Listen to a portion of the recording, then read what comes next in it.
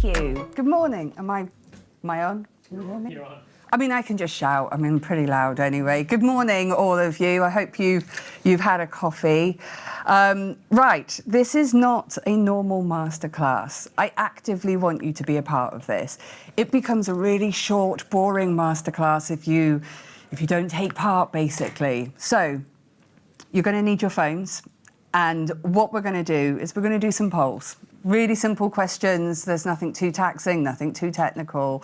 But what we want to do is to get your opinions, to get your voice into this. And a bit like when they do election night, I am Jon Snow, but with less snazzy socks on. I'm going to be asking you some questions, getting your opinions, and then my colleagues, Rachel and Lucy, will be giving some of their thoughts and feelings around this. So I'll allow them to introduce themselves. This is Lucy, who I worked with at Nasstar, and Rachel, who's joined us from Fortinet. Hi everybody, I'm Lucy Doughty. I run a team of account directors and new business development directors at Nasstar, and we help our customers on their transformation journeys across secure networking, the Microsoft stack, and AWS and Databricks. Thank you. Rachel? Over to me. My name is Rachel Jacinta. I am a business development manager for the Secure Access Service Edge at Fortinet. I joined only recently this year. I came from the MITRE Corporation, which, MITRE attack, that's them. And it's nice, I guess, transitioning away from looking at horizon strategy, so any problems on the 10-year plus out, to moving into getting solutions into people's hands today. So I'm really excited to unpack more near-term solutions with you all today. Thank you. Right, so let's get started with a really easy icebreaker. So grab your phones, use your QR code scanners, and you should be able to log in and you can take a vote. So, easy icebreaker. What is your top priority at the moment? So when you're thinking about this, it could be that you're focusing on networks because of performance or scalability, but it could also be that you're looking at security. We've all heard about recent threats and compliance issues. Compliance is just a moving target, or risk management. So where is your focus at the moment? So I'll leave you do your votes. Someone keeps changing their mind.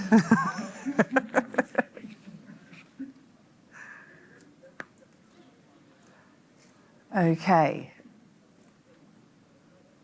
So I've got to be honest with you. This outcome doesn't surprise me at all. It really doesn't. But Rachel, is this similar to what you're seeing at Fortinet?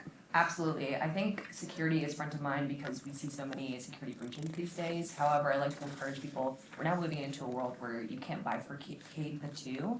We're kind of now converging networking and security just by the way that we do business. And so when we talk about a secure access service edge, that is the convergence of your networking and security systems. I won't get ahead of myself there in talking about it, but come chat to me afterwards if you do want to talk about SASE.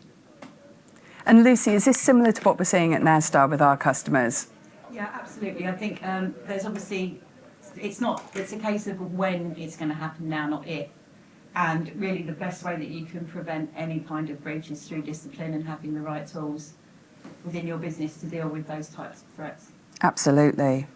So we're going to move on to the next question. What we want to know from you now is which challenge is the most urgent for your organization? These challenges that you're seeing up here on the screen really represent some of the challenges that we all face in the modern world of networking. And we see these challenges every day at Nasstar and Fortinet. Some of these are really obvious. So rising cyber threats, the complexity of these cyber threats, it's become really scary out there. But some of them, like adopting AI, you see that as an opportunity, but actually there are risks associated with that. And if you are struggling to choose just one, don't worry, you're probably not the only one in the room sat there going, oh, not sure which one of these is the most important. But think about the one that's most urgent for you right now. What's going to make the biggest difference to your organization, or what's keeping you up at night? That's always important too. So, votes are in.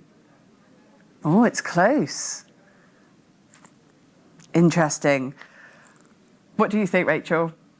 So I think I'm glad to see that. Oh, people in the it's audience changing. I'm glad to see that you guys are all taking the safe adoption of AI seriously, because I mean, you can't say no to AI if you're not adopting it, you're going to fall behind. However, having a governance strategy, a maturity model in place before adopting those tools is critical. I guess I'll give an old plug to my former employer, MITRE. They have a publicly available AI maturity model that I think is a great first point of reference when trying to adopt that. And then when you look at the vendor side, I really love the way that Fortinet has kind of categorized our AI solutions out into AI assist, so those AI functions that are meant to help your employees enhance their day-to-day operations. Then we have AI secure, that's securing any AI solutions that you adopt so that they don't go off the rails. And then AI protect, so those are your defensive capabilities against any offensive measures. And I guess looking at, now the leader, increasing cyber threats and complexity, we just released our cyber threat report for 2025, and well, actually, I think it's out looking for 2026, and it's only going to get more complex. We're talking about the industrialization of cybercrime. It's no longer, oh, ransomware is a problem. It's ransomware as a service. So we're watching those kind of evolutions take place. You're also seeing AI enhance the speed of attackers. So it's less of one attack and kind of 20 happening at a time of speed it used to do just one. So it's only going to get worse, but the good thing is that our solutions are becoming converged, consolidated to increase your visibility and awareness of that threat landscape and offer you more control over it. So the results do keep changing on this one. But as you can see up there, Lucy, the biggest problem that our audience is obviously facing is these increasing cyber threats, and that's something that we're talking a lot to our customers about at Nasstar, isn't it? Yeah, absolutely. We help customers every day with protecting their organisations against cyber threats, and that can be through obviously deploying the SASE stack for our customers, which does enable safer use of AI and data and will protect your data. But also as well with SOC and SIEM services, we can help with threat detection so that we are constantly monitoring our customers' networks. When there are threats, we are acting on them and we are eliminating them. And I think that's the key thing, is just to have the right tools in place for when it happens, because you will have less disruption to your business and your brand, and potentially you can carry on working without any disruption if you've got the right things in place. And I think that's the important thing to note now, is that it's not a case of if, it's a case of when, and how do you react to that. So yeah, it's a scary, scary world. But if we look here, one of the answers I want to highlight for you is the vendor sprawl and fragmented security. And I want to dig into that a little further with our next question. This is a real challenge that we see with our customers. How many point solutions are you currently using to secure your network? Now, most organizations are using multiple point solutions, and it solves a problem at a time. But the issue is that you end up with this patchwork of security point solutions that are covering your ecosystem. Some of them talk to each other, some of them don't, some of them overlap and you have duplication. You are dealing with multiple vendors, multiple licenses. And inevitably, when something goes wrong, they all play the, oh no, it's not me, it's them guys over there game. So this is a real problem that we are seeing out there at the moment. And these answers don't surprise me at all, actually. So we'll just leave the answers come in for a moment. Are we all done? Are we all done? Rachel, this is similar to what we were talking about before, wasn't it? No, 100%. And I think Gartner did a survey within the last year asking the same question, and they found on average globally it's anywhere between 10 to 20, which is just not sustainable. We're living in a world where there's a cyber workforce shortage. And if you're having your team trained up on 10 to 20 solutions, I think for this room, even 6 to 10, it's a lot. If you're learning how to use Fortinet solutions, CrowdStrike, whomever your vendors are, it's too much to keep up with, especially considering it's always changing. You've got new versions coming out.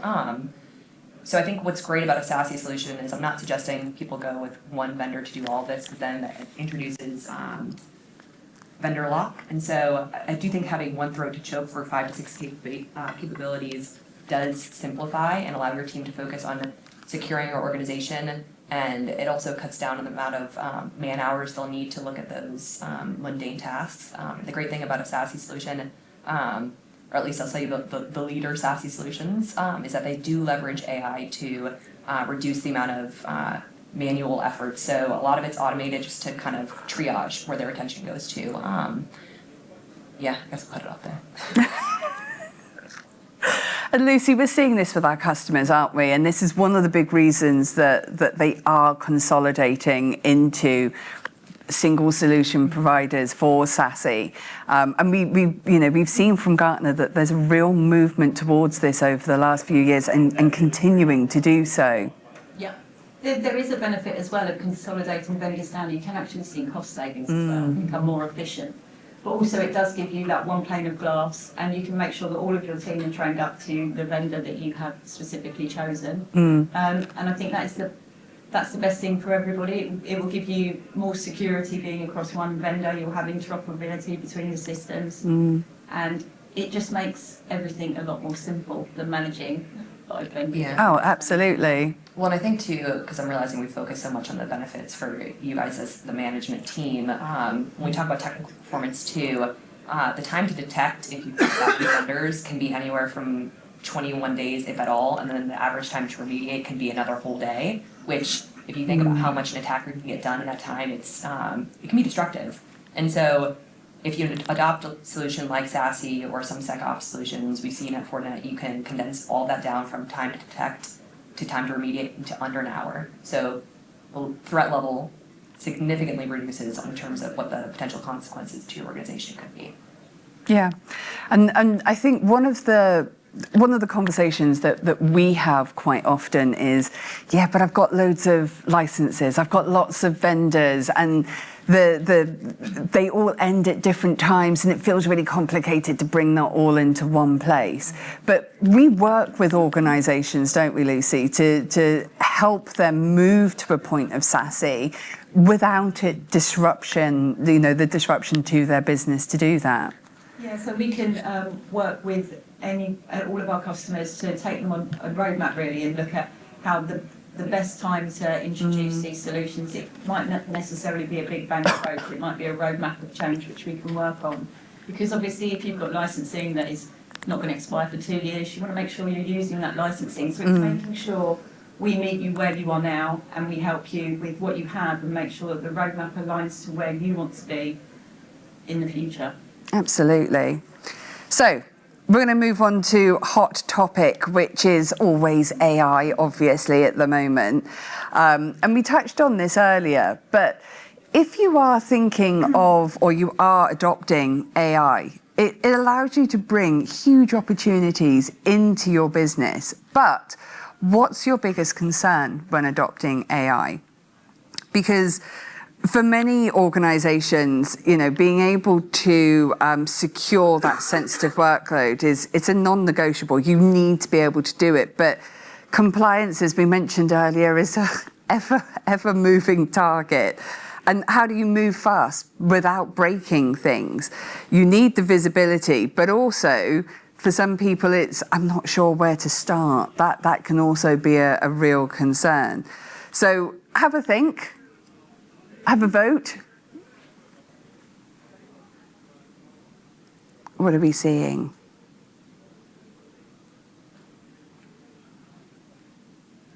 So we have a clear leader at the moment.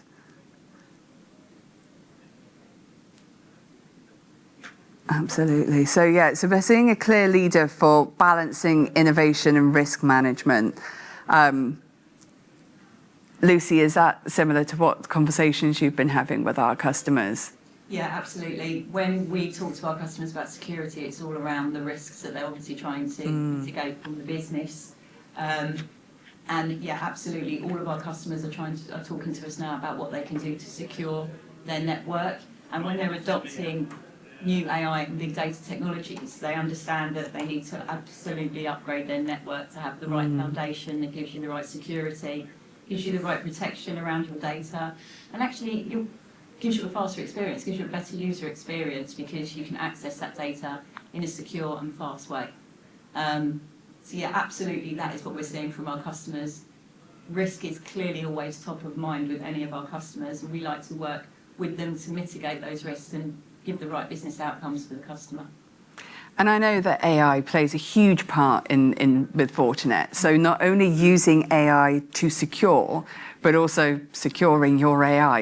It plays both ways, doesn't it? Yeah, absolutely. And this was a topic that was front of mind for me when I joined Fortinet, because at MITRE it published some resources on leveraging AI to enhance federal acquisitions in the States, which is a long, cumbersome process similar to over here in the UK. And I think you really do have to strike that balance. I think equipping yourself with those trusted third-party resources, whether it's MITRE's maturity framework or another one's, is key so that you can go in and ask your vendors tough questions. Be like, okay, I like the sales pitch of this solution, but how is it securing X, Y, Z? Hold them accountable before you make any decisions. Work with your partners to better understand what are the consequences to my organization if the worst possible outcome happens. And kind of, there's so many solutions to sandbox in AI. I think, again, you'd be a fool not to leverage it. When I first joined Fortinet, I remember I only knew them as a firewall vendor prior to joining. And I'm like, okay, that's great. You guys have the world's leading firewalls. So what? And I learned the so what is that they're using all that metadata to feed back into their FortiGuard labs to create these threat intelligence reports that it's honestly astounding. You should look at it on the FortiGuard Labs website, and they share that intelligence with a global alliance of our competitors, governments, but we also use bits and pieces of it to make our own solutions. Kind of work smarter, not harder when it comes to understanding trends amongst today's threat landscape as opposed to what we've seen the past couple days, months, weeks, years. So it's kind of up to date in the truest sense. Cool, thank you. So, last poll question. So for this one, we want to look at positives. Let's look at outcomes. So if you were looking at implementing a unified SASE solution for your organization, what would be that top outcome? What thing is keeping you up at night that we could solve with a SASE solution? For some of you, it's going to be stronger security access. For some of you, it will be that user experience because you have larger workforces, perhaps. Maybe it's that single pane of glass that we spoke about, that visibility for you to be able to do your reporting, for you to be able to understand what's going on. But when you're considering your choice, maybe have a think about what's going to have the biggest impact for your organization. What's going to really move that dial? Oh, so this is awkward now because it's all become very equal. And we can hit them all. We can hit them all. So, yeah, that's super equal. Fine. So, Rachel, let's talk about some of those results. Yeah. Well, we've got a new winner. We got a new winner. Let's start with that one. So reducing that operational cost, that's a big one, isn't it? I mean, at the end of the day, you guys are businesses. You've got to look after the business bottom line. I think the great thing is that across the board, regardless of vendor, Gartner sees a reduction of 50% in total cost of operations. What we've seen with our data with our customers is we raise that up to 68%, just because the way we're able to manage our supply chain in manufacturing our own ASICs. That's a huge thing to look after. I think as we talk about the simplification, streamlining technical performance, that also offers cost savings. So that's where, especially with you guys, we like to use the phrase, it's not a buzzword, it's the new way of doing networking security. And then I guess looking at the next ones, improving user experience. I think we've all kind of come of age in the adoption of VPNs, and it was great at the start, but then once it kind of started aging out, you got caught used to those latency issues where you could be stuck waiting for 10 to 20 minutes for the VPN to work. And so you get distracted, you go for a coffee break, you do chores if you're working at home, and it just reduces your personal efficiency. And so this is something I think, to decrease worker frustration and keep them efficient wherever they're working. Liz, you guys will pass on to you. Yeah, so I think as well, this is something that we've done internally at Nasstar. We've been through massive transformation. We've grown as a business through acquisition. And all of these controls we've implemented internally, which have absolutely helped us within our business, because we're the same as any other business, we're trying to reduce costs. And it's a really good way that you can actually start to reduce costs across your network and actually reinvest that cost back into other technologies in your business. So that's absolutely, we're seeing all of those things with our customers really. But the key one is always people are trying to save money. Well, Reduce exactly. costs and overheads. Make it as simple as possible and as cost effective as possible. I mean, people are not buying SASE because it's cool. People are buying SASE when it is cool. It is cool. But you're not going to buy it because it's cool. You're buying it and investing that in your organization because you want to achieve an outcome. And saving that money, making it simpler to manage that network is really, really key.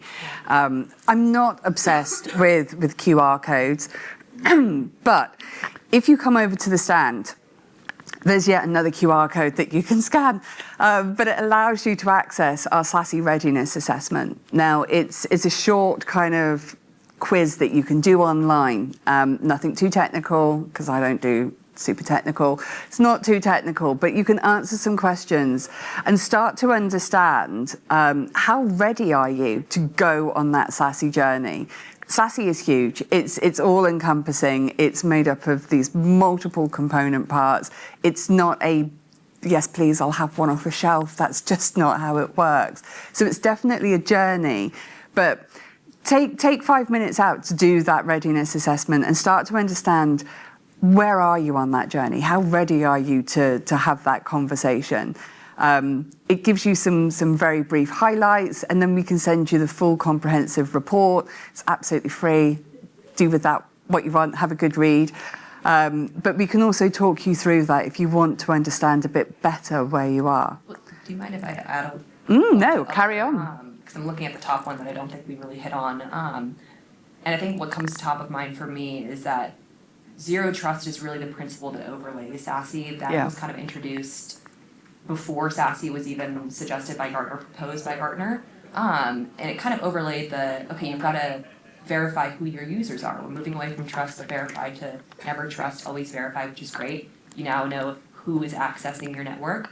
But then SASE answers the question of, well, how are they accessing it? Because the internet access was still vulnerable. Access to SaaS applications was still vulnerable.